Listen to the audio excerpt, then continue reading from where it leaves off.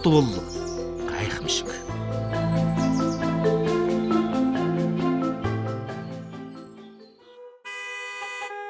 Дуу чимээний бохирдлын асуудал дэлхийн олон орны анхаарлын төвд орлоо. Энэ бохирдлоос өөрсдийгөө хэрхэн хамгаалах вэ?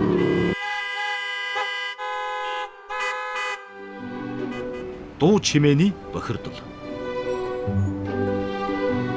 Хэт чанга болон үргэлжийн их дуу чимээтэй газар утсан хүний бие олон сөрөг өөрчлөлт ажиглагддаг байна.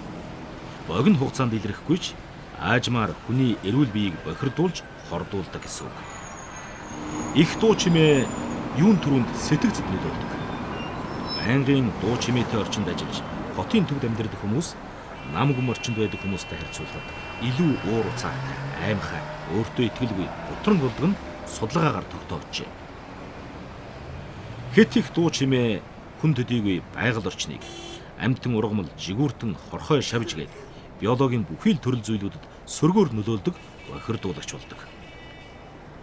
Энэ бохирдлоос хамгаалах арга хэмжээнүүдээс хамгийн бодиттой үр дүнтэйг нь ажиллаж амьдардаг орчиндөө мод тарихыг мэргэжилтнүүд зөвлөж байна. Учир нь ой мод дуу чимээний бүр 25%-ийг өөртөө шингэн сааруулдаг болохыг тогтоожээ. Мод нь дуу чимээний бохирдлыг бууруулаа зогсохгүй.